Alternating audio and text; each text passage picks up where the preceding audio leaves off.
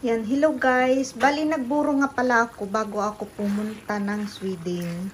So, ito nga po pala ang kinalabasan ng aking buro. Hindi ko na po pinakita sa inyo kung paano ko binuksan. At napakabango po. Wala siyang kaamoy-amoy. Wala siyang kaamoy-amoy guys. So, bali isang piraso nga lang po pala na tilapia ang binili ko noon. At kalahati lang po ang ginawa kong buro. At ito na nga po, ang dami niya. Napakadami niya pala. So, niluto ko na nga rin po pala lahat. Niluto ko na rin po pala lahat. And then, ang gagawin ko po dito ay i-stack ko po siya sa aking freezer. Yan, ipi-freezer ko po yung iba. Bali, lalagay ko na siya sa, sa plastic na hindi mabubutas. Para nang sa ganun. Mayroon po akong ipainit. Yan. So, ito po bali ang buro na tinatawag sa amin, no? Bali, malamig nga rin po pala na kanin ang aking nilagay. At may halo po siyang luya nung ginawa ko po siyang buro. Kaya wala po siyang kaamoy-amoy. Napakabango po niya. Parang ano lang siya. Yan, hindi kagaya ng ibang buro na talagang may amoy. Ito po ay napakalinis ng aking pagkagawa. Kaya tingnan nyo naman po ang pagkaano. Yan. At saka hiniwaan ko nga rin po pala ito ng isang sili at 2 kamatis. Yan.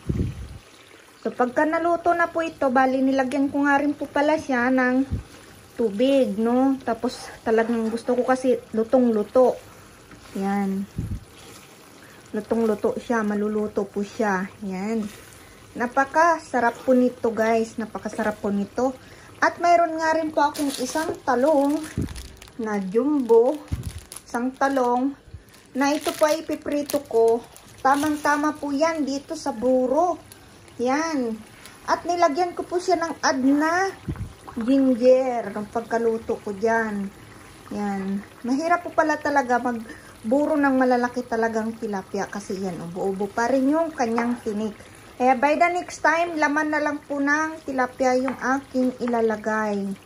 At hindi na po parte ng kanyang mga buto-buto. Pero malalaki naman po ang mga buto-buto niyan at hindi na rin naman po ganong katitigas. So, pwede ko po siyang tanggalin habang kumakain. So, yan po guys. Masarap na pagbuburo. Ito po ang buro ng Ilocano. Yan. At nilagyan ko na nga rin po pala ng paminta, siyempre pangpalasa, para nang sa ganun ay manuot ang kanyang natural na lasa na talaga. So yan po, niluluto ko po siya ng slowly para nang sa ganun ay at saka mas masarap. At saka gusto ko sa buro guys, yung talagang nagtututong-tutong na siya. Yan. Mas smooth po siyang kakainin pag ganun. Masarap po siya talaga. Yan. Bali, kanina pa po ito. Niluto ko na po siya ng mga 30 minutes. No, 30 minutes ko na po siyang niluluto. At ngayon ko lang nga po siya ibinidyo. Anyway, itong mga kamatis ay buo-buo pa. Iwan ko kung anong nangyari at bakit buo-buo pa rin siya. So, yun na. Dahil siguro hindi pa talaga totaling luto. So, yan na siya guys. Napaka-smooth niya, napakasarap. Tingnan nyo naman. At ang gusto ko sa sa buro guys, mas marami siyang mantika. Ayan, para hindi siya madaling masira. Yan. Tapos, i-stack ko na nga po pala ito. I-stack ko siya. Para matagal-tagal naman. So, bali naisipan ko nga magburo dahil sa tuwing nanonood ako ng may mga vlog na nagbuburo ay napapatakam ako. Sabi ko, why not? Sabi ko, marunong naman ako magburo.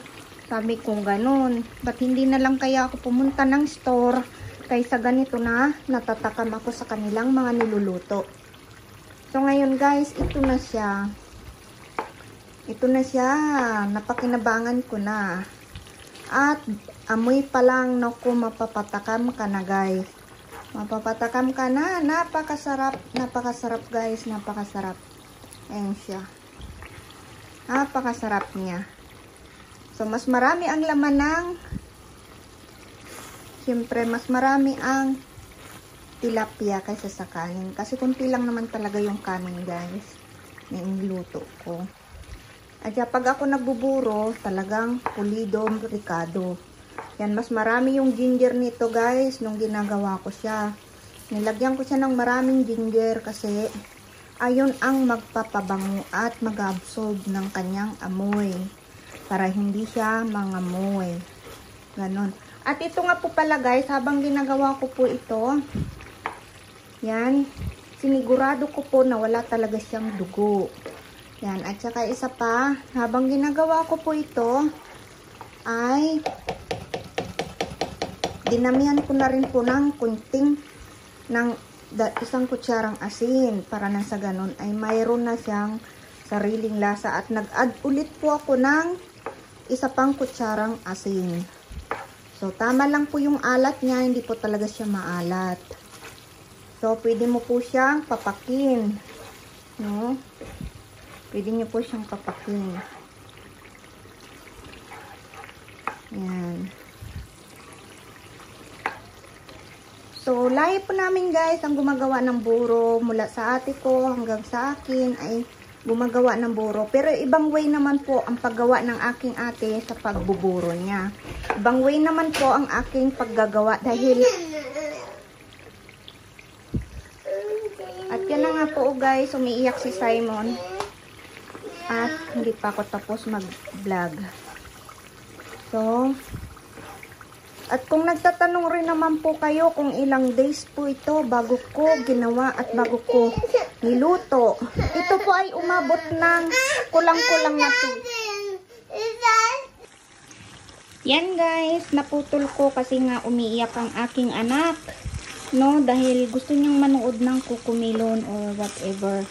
So ngayon, pinagpatuloy ko. Kung tatanungin niyo nga po pala kung ilang days ito na aking buro ay umabot po ito. So ayun nga guys, no, pumunta at umiyak na naman si Simon dahil yung ama niya walang pakialam. So ito na, ipinagpatuloy ko. Kung tinatanong nyo kung ilang days po ito ay umabot po ito ng mahigit na 2 weeks. Yan, mahigit na 2 weeks po ito. O more than 2.